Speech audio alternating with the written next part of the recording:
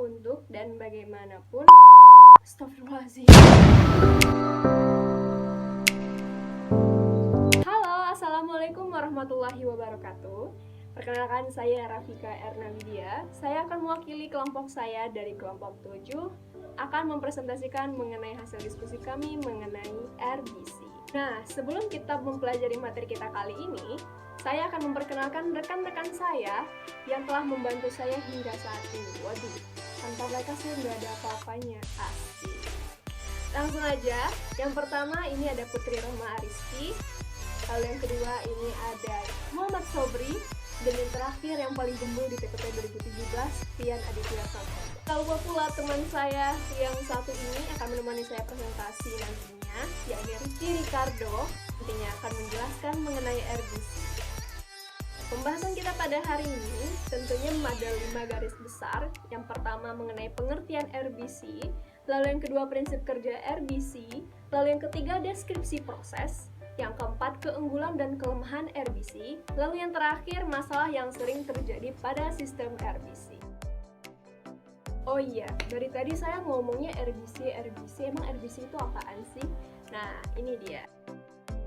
RBC memiliki kepanjangan Rotating Biological Contractor, dan RBC itu ternyata adalah merupakan salah satu teknologi pengolahan air limbah yang mengandung polutan organik yang tinggi secara biologis dengan sistem biakan melekat atau attached culture.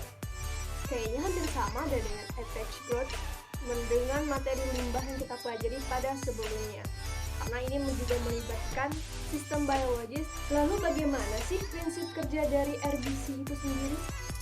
Nah, ini dia. Prinsip kerja RBC yang pertama, air limbah yang mengandung polutan organik dikontakkan dengan lapisan mikroorganisme yang melekat pada permukaan media di dalam suatu reaktor. Lalu yang kedua, media tempat melekatnya film biologis ini berupa piringan atau disk dari bahan polimer atau plastik yang ringan dan disusun dari berjajar pada suatu poros sehingga membentuk suatu modul atau paket. Selanjutnya, modul tersebut diputar secara pelan dalam keadaan tercelup sebagian ke dalam air limbah yang mengalir secara kontinu ke dalam reaktor tersebut. Jadi kalau misalnya dianalogikan, pengolahan RBC ini seperti ini. Ini ada RBC, ini anggap air limbah di dalam suatu wadah. RBC ini akan ditenggelamkan sebagian dan akan berputar. Lalu limbah-limbah tersebut kontaminannya melekat di sekitar dinding permukaan lingkaran RBC tersebut. Nah, lalu deskripsi prosesnya gimana ya? Selanjutnya kita akan memasuki deskripsi dari proses pengolahan limbah menggunakan RBC. Nah, pada gambar ini bisa kita lihat. Bisa kita lihat dari gambar berikut, di mana awalnya air limbah masuk ke dalam bak pemisah pasir, lalu dilanjutkan ke bak pengendap awal, lalu dilanjutkan ke bak kontrol aliran, lalu masuki proses RBC, lalu masuki ke bak pengendap akhir, lalu bak klorinasi, lalu terakhir bak pengangkatan lumpur. Lalu efluen dikeluarkan dan dipastikan sudah mengandung kontaminan yang aman untuk lingkungan sekitar. Nah, dalam proses RBC ini ada yang namanya bak pemisah pasir.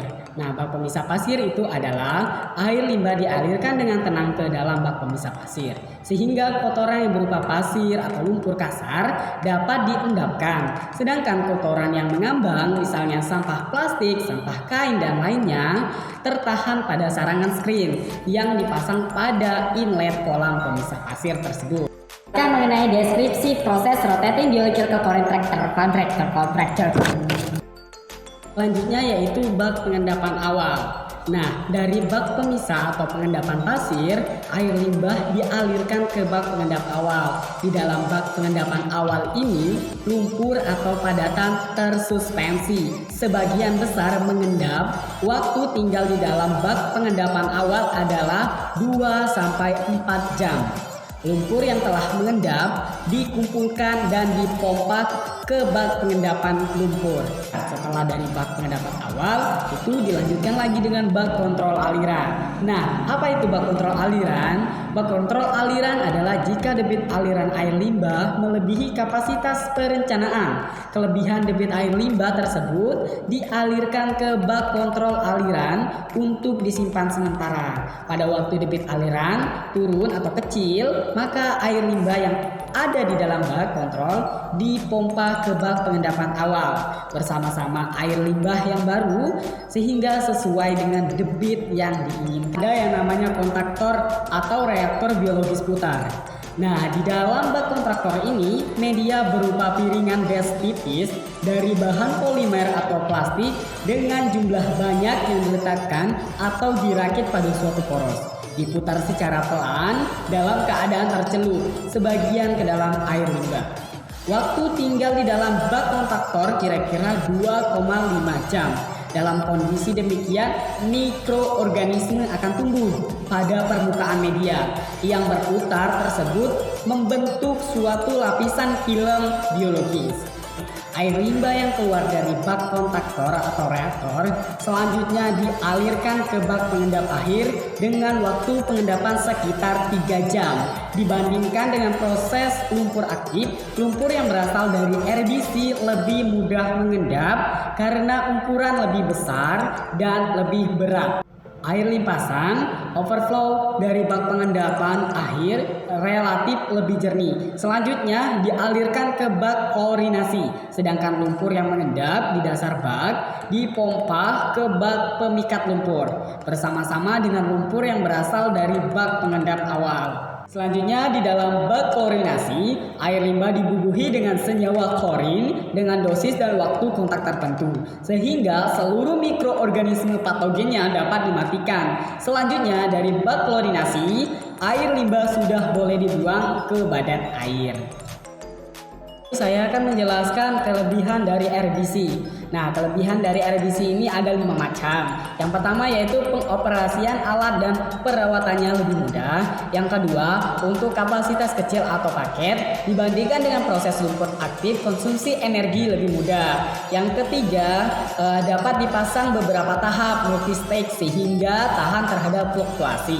Yang keempat, reaksi nitrifikasi lebih mudah terjadi sehingga efisiensi penghilangan amonium. Yang terakhir, yang kelima, tidak terjadi bulking atau buih atau foam seperti pada proses lumpur aktif.